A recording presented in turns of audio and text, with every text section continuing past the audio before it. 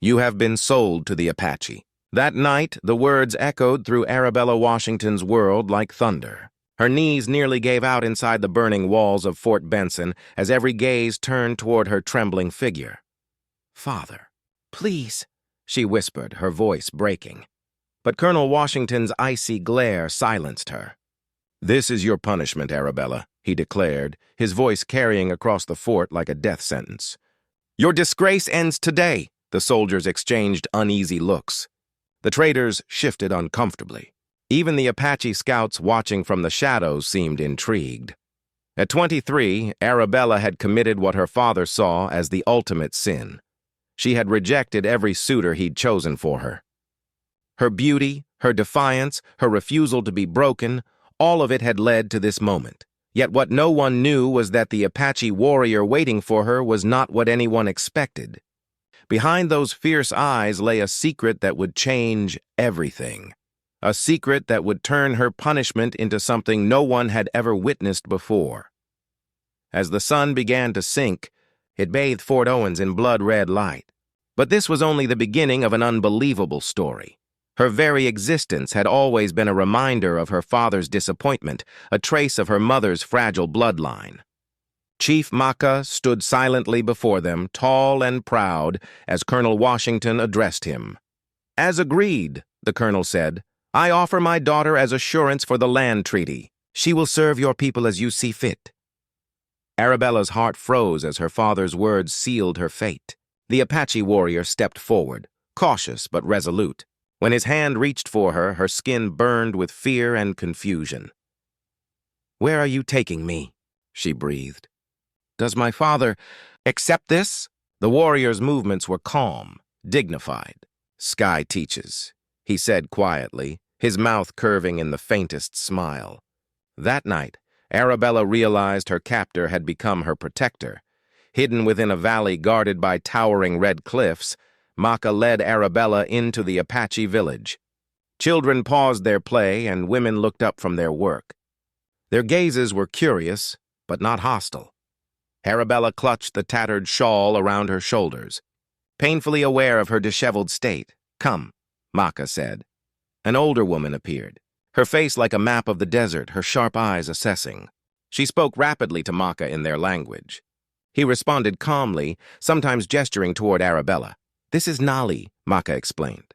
"My grandmother." "You will stay with her." Before Arabella could protest, he turned and walked away, leaving her with the old woman.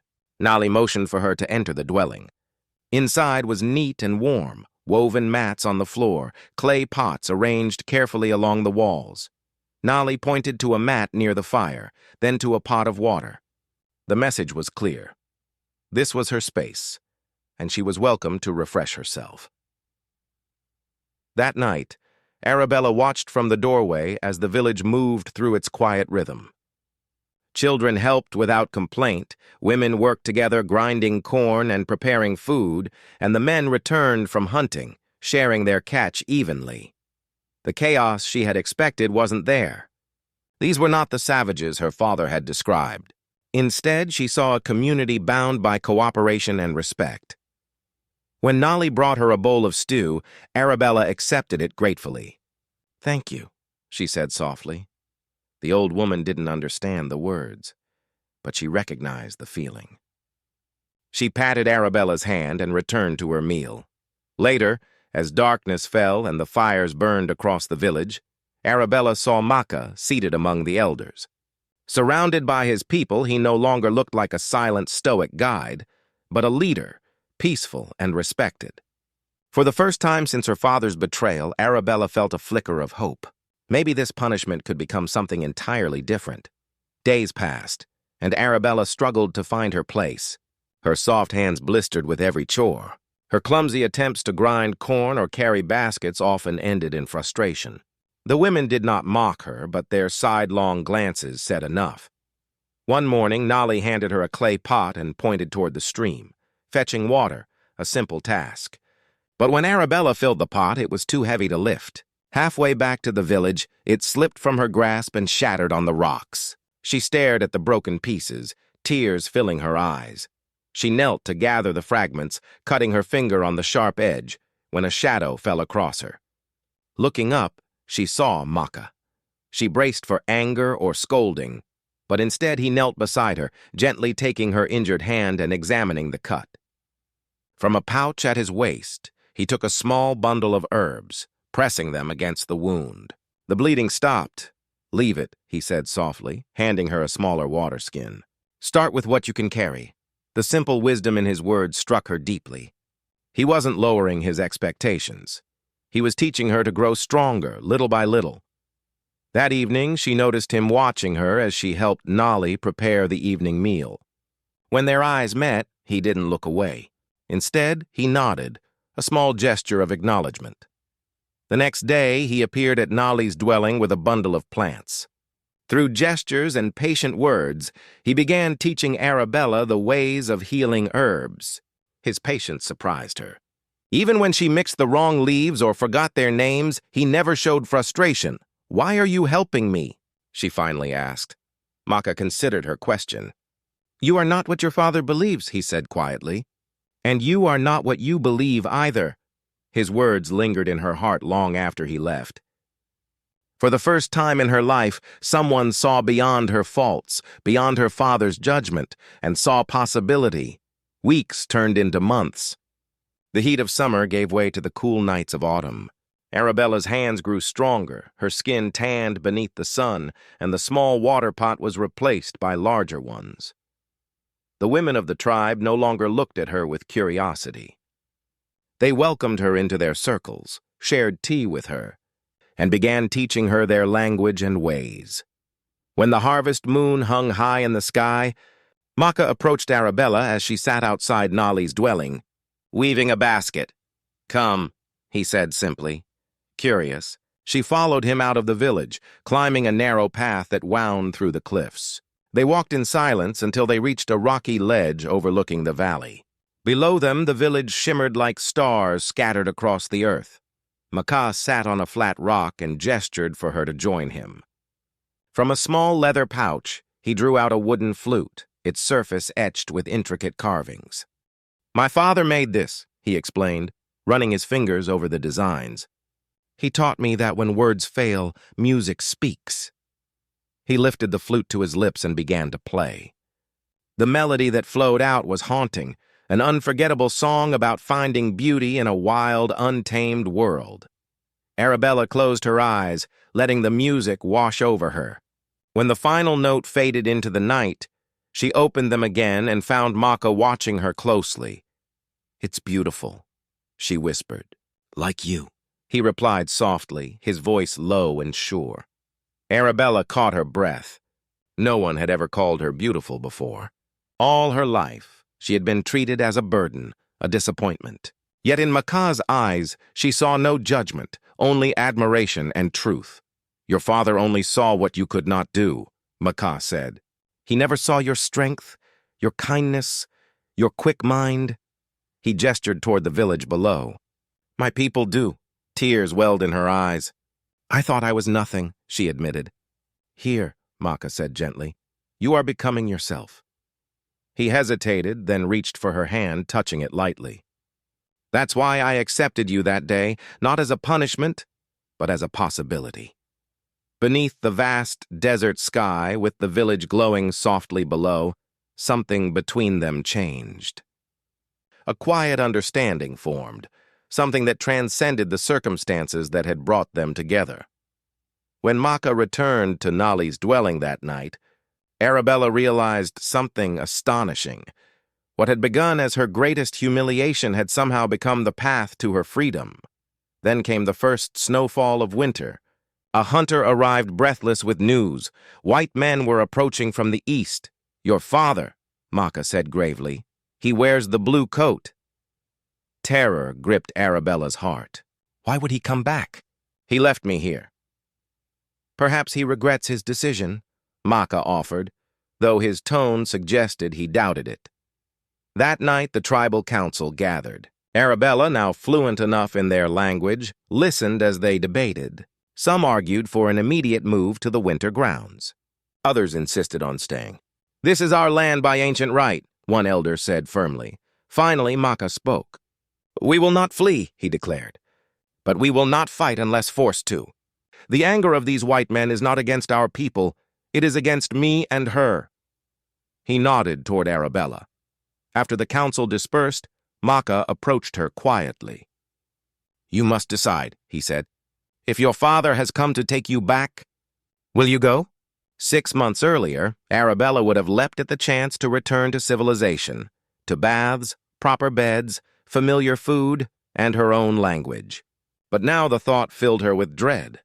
"My place is here," she said firmly. "With you." Something flickered in Maka's eyes. Perhaps surprise, perhaps something deeper.